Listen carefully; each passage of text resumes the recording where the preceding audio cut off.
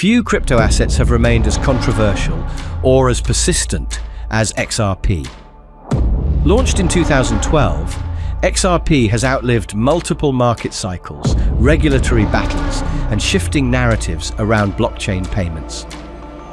By January 2026, XRP remains one of the largest digital assets by market capitalization, even as questions continue about whether its valuation reflects real-world usage or long-standing speculation. Welcome to the Crypto IQ. Today we're cutting through the noise around XRP. We're examining Ripple's actual adoption in global payment infrastructure, the regulatory clarity that reshaped XRP's market position, the mechanics of XRP's token supply, and whether 2026 finally marks a shift toward utility-driven price behavior or simply another speculative cycle. Ripple was founded with a specific goal: to modernize cross-border payments. Unlike many blockchain projects built around decentralization-first narratives, Ripple focused on improving the efficiency of international money transfers for banks, payment providers, and financial institutions. XRP was designed as a bridge asset, enabling liquidity between different fiat currencies without requiring pre-funded Nostro accounts. The XRP ledger operates using a consensus mechanism distinct from proof of work or proof of stake. Transactions are validated by a set of trusted nodes known as validators, which agree on ledger updates every few seconds. This allows XRP transactions to settle quickly and with minimal fees, characteristics well suited for payment use cases. By 2026, Ripple has established partnerships with hundreds of financial institutions worldwide.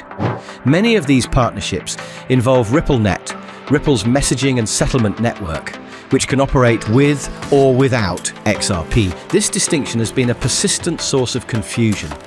While RippleNet adoption has grown steadily, not all participating institutions use XRP for liquidity. Ripple's on-demand liquidity product, which does utilize XRP, has seen expanded usage in specific corridors. These include regions with less efficient banking infrastructure or high remittance costs. Transaction data released by Ripple shows increasing volumes in Asia-Pacific, Latin America, and parts of the Middle East. However, usage remains uneven across global markets. The key distinction in 2026 is that Ripple's technology stack is used more broadly than XRP itself. Many banks adopt RippleNet for faster messaging while avoiding exposure to digital assets on their balance sheets. This separation continues to shape how XRP's utility is perceived. Regulation has defined XRP's trajectory more than almost any other major crypto asset. The legal battle between Ripple and US regulators dominated XRP's narrative for years. By the mid-2020s, partial regulatory clarity emerged, reshaping XRP's market access and exchange availability.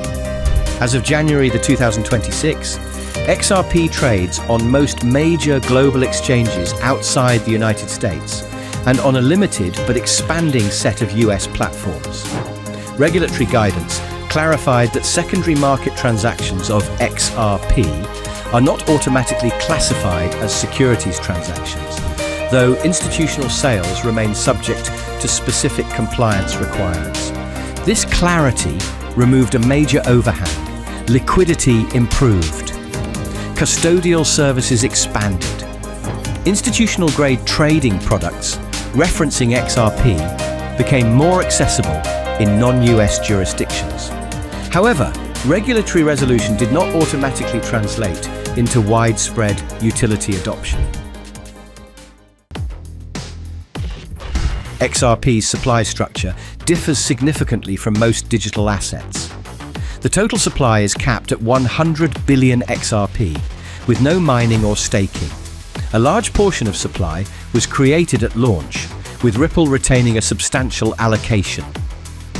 Over time, Ripple placed portions of its holdings into escrow, releasing fixed amounts monthly. By 2026, a majority of XRP's total supply is circulating. Escrow releases continue on a predictable schedule, with unused portions often relocked. This transparency has reduced uncertainty, but not eliminated concerns around centralized supply control. Unlike proof-of-stake networks, XRP does not offer yield through staking. Holders rely solely on price appreciation for returns. This dynamic reinforces speculative holding behavior rather than usage-driven demand among retail participants. XRP's price history shows sharp rallies driven by market sentiment, regulatory news, and broader crypto cycles, rather than direct correlation with transaction volumes on the XRP ledger. Increases in on-demand liquidity usage have not consistently translated into sustained upward price pressure. This disconnect reflects the nature of XRP's utility. Payment flows using XRP often involve rapid conversion in and out of the asset, minimizing long-term holding demand. While higher transaction volume increases liquidity usage, it does not necessarily reduce circulating supply in a way that constrains price. By 2026, this dynamic remains largely unchanged. XRP functions effectively as a transaction medium in specific corridors, but that function alone does not create scarcity. The XRP ledger has continued to expand its technical capabilities beyond its original focus on simple payments. Over the past few years, upgrades introduced automated market makers, native token issuance, and sidechain experimentation. These additions allow the network to support more complex financial activity, including on-ledger liquidity pools and asset exchange, without relying entirely on external platforms. The goal has been to make the XRP ledger more versatile while preserving its fast settlement times and low transaction costs. Despite these upgrades, developer adoption remains limited when compared with large smart contract ecosystems. The XRP ledger does not support general-purpose smart contracts in the same way as Ethereum or Solana. Instead, functionality is implemented through protocol-level features. This design reduces complexity and attack surface, but also more constrains the range of applications that can be built. As of January 2026, most activity on the XRP ledger remains concentrated in payments, liquidity routing, and basic asset transfers, rather than broad, decentralized finance use cases. Validator participation continues to follow a permissioned model. Validators are globally distributed and include universities, infrastructure providers, and independent operators. But they must be included on trusted node lists to participate in consensus. Institutional interest in XRP remains targeted rather than broad. Payment providers and remittance firms exploring cross-border efficiency continue to evaluate XRP-based solutions, particularly in corridors where local liquidity is fragmented or banking infrastructure is inefficient. Asset managers, however, approach XRP differently from assets like Bitcoin or Ethereum. XRP is rarely positioned as a store of value or as a base settlement layer for decentralized finance. Instead, it is treated as a specialized payment asset with narrow but defined use cases. The central question is whether XRP's utility and market valuation ever fully align. If payment adoption expands materially and institutions increasingly rely on XRP for liquidity, demand dynamics could shift. If not, XRP risks repeating historical cycles driven more by anticipation than by usage.